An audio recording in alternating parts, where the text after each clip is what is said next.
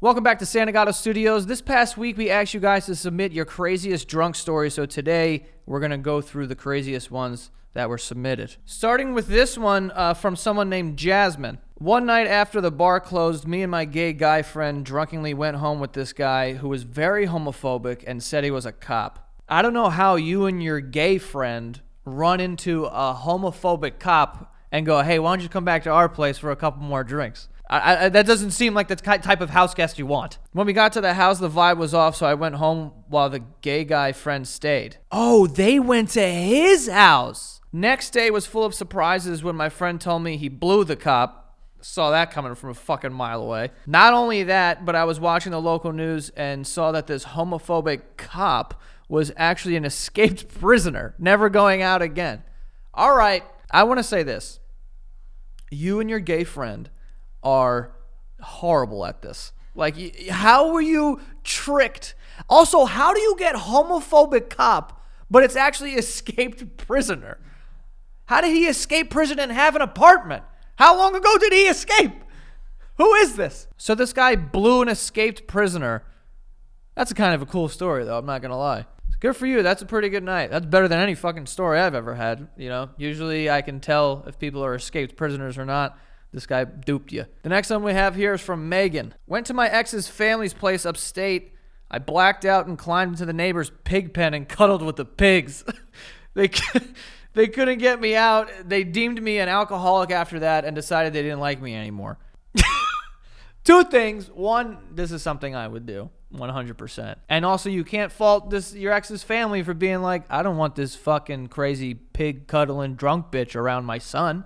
Like, I obviously not. That's what comes with the territory. I would take the pigs over this kid. I don't know how great he was, but the pigs just seem better. Then we got Jilly. I feel like that's like a clown's name.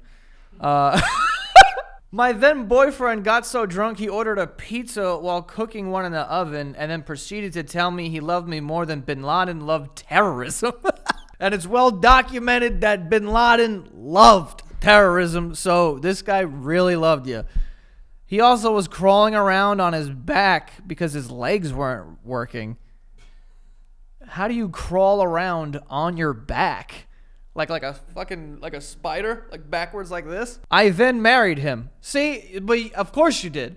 If he loves you more than Bin Laden loves terrorism, the guy fucking loves you a lot. Good for you guys. I hope you fit that into your vows. I knew that you were going to be my husband when you told me that you love me more than terrorism. This one's from Mel. I ended up with a huge gash on my asshole.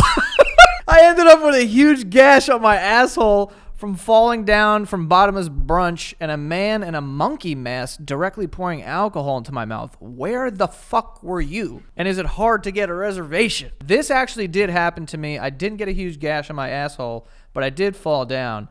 And it wasn't a man in a monkey mask. It was a little person dressed as Uncle Sam. So, you know, we have similar stories with minor details, kind of like, you know, whatever. But that's what happens when you go to bottomless brunch. Okay, before we move any further, I just want everyone to know that this video is sponsored by BetterHelp. BetterHelp is online therapy.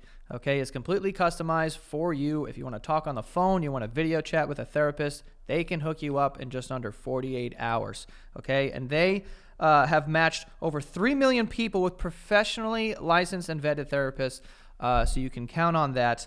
And all you have to do is fill out a brief questionnaire on their site, and then they will match you with a therapist. You could also switch from therapist to therapist to find the right fit for you, so it's very seamless in that way. No waiting rooms. You don't have to sit in traffic. Also, on top of all this, the best part is that it's very affordable, way more affordable than in-person therapy, which is sometimes really expensive. On top of it being affordable, you can also save an extra 10% off of your first month at betterhelp.com/Santagato. Again, 10% off of your first month at betterhelp.com/Santagato, spelled betterhelp.com/Santagato. So go save 10% off your first month right now. This one's from Nick. It was my 21st birthday.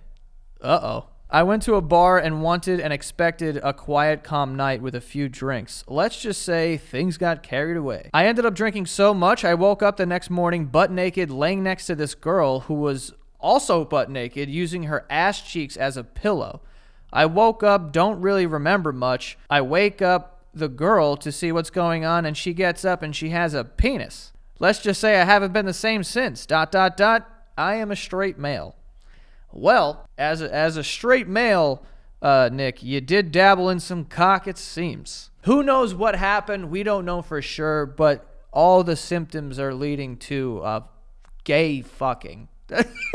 That's a hell of a 21st birthday. I can tell you, for my 21st birthday, I just got drunk, and then my friend fell down a flight of stairs and chipped his tooth. There was no, I didn't have sex with any guys, so you had a great time, but whatever. This one's from Amanda. I gave a blowjob on the LIRR out in the open. We're married now and have a baby. Jesus Christ. This is the most Long Island white trash thing I've ever heard. For people who are not from New York, the LIRR is a railroad. And it doubles as just a bathroom because the whole thing is disgusting.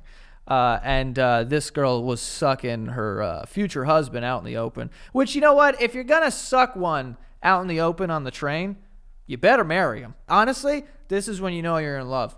When you're sucking out in the open on a dirty train on the way to Long Island. This one's from Steph. I fucked my Uber driver. All right, hot start. It was a long night in Miami. Yes, it was. It was a long night in Miami, and we had met earlier in the day. Couldn't be much older than 30. Gave us a ride during the day, asking where we'd been and what clubs we were trying to go to, blah, blah, blah. Then towards the end of the ride, he's like, okay, we have 5 minutes left of the ride, so I'm going to use it to let you know that I think you're dope, and I'd love to see you again while you're here. Why does he think you're dope if you're in an Uber? No, my Uber's never complimented me ever. Seemed cute, but that was back when everyone was wearing masks, so it seemed like a gamble. But I mean, when in Rome, we kiss the penis, right? Wrong. That's not an expression at all. So I took a chance and invited him out to the strip club after his shift was over. I already know these people are at 11. I know that, obviously. My God, the dirtiest bathroom sex I've ever had. I can tell you this. I've been to 11 multiple times, and I've been in that bathroom multiple times. I don't even like pissing in it. So the fact that these people are having sex in it is just insane. And my girls were in the room drunk as shit next door and could hear everything. They actually got in on some of the action too. What the fuck? Dude, this is a lesson for all you guys out there. Just start driving Uber in Miami. You could end up getting sucked by multiple people in the bathroom at a strip club. Doesn't sound like a horrible time. So I guess it wasn't just me then. Anyway, he stayed for a few hours and then all of a sudden his dick stopped working. And then he started sharing conspiracies about how some big people who... Hold on. He started sharing conspiracies about how some big people who think I know too much are poisoning me. What? This girl fucked Alex Jones in the bathroom of 11. So I was like, damn, that's crazy. And after some time entertaining it, he left on his own. But that was some of the craziest shit I've ever done. The end. Yeah, that is the end. Next one's anonymous. I woke up and my friend was so drunk he started eating the dog food out of the dog bowl. I would do anything to wake up hammered.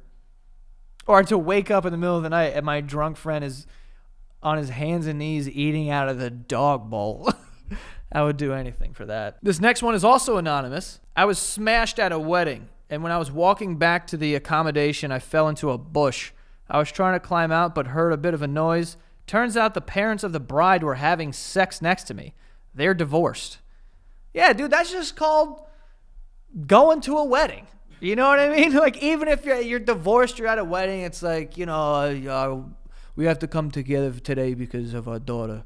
And then, you have a couple drinks and you go outside and you're fucking a bush. That's love, baby. That's just what it is. All right, and our last one here is from Zach. When I was about 17, some friends and I were drinking. Being underage, though, we had to have someone buy us alcohol, and this dude that worked at the gas station near us offered to buy us alcohol if he could come drink with us. Not a very good idea. Strange man at a gas station wants to say, hey, could I come drink with you kids? You fucking run the other way. It's not that cool to be drunk. So, of course, we said yes. Idiots. The night went great until we woke up in the morning and one of my buddies who passed out on the couch next to the random gas station employee woke up with his pants on backwards and around his ankles and the gas station dude gone. I'm 30 now and none of us still know what happened that night. I don't know how you wake up with your pants at your ankles on backwards. That to me doesn't make any fucking sense. I've been so hammered and blackout before Never have I put my pants on backwards. Like, never. And I'm an idiot. So I don't know what's going on with your friend. It sounds like, I hope he's in therapy and he's doing all right, to be honest. This is fucked up. This goes out to all the kids who are watching here. And for anyone, who's not smart enough to know this, just to know this easily, if a strange man at a gas station is like, I'll just come hang out with you tonight, how about that? You just say no. You don't let a strange person come drink with you and your 17-year-old friends, you idiots. All right? So just fucking, that's all you have to know in life. Someone's like, yeah, I'll buy you that, but I want to hang out. That's how people get killed in movies, all right? Anyway, that's some of the craziest drunk stories that were submitted. Maybe we'll do this again. If you out there have a crazy drunk story, feel free to leave it in the comments. We'll probably be collecting them. If they're good enough and they get a little crazier, we'll make another video. So just let us know if you've had a wild night, because honestly, I'm very interested in that. See you guys next time. What's your drunkest story? I don't know. After reading these, I've never fucked my ex-wife in a bush at a wedding. I never blew anyone on the train. I didn't accidentally fuck someone with a penis either. So I don't know that my story would be even this. I don't know that I would have a cool story, honestly. One time I pissed myself. Is that cool? But I didn't piss my pants.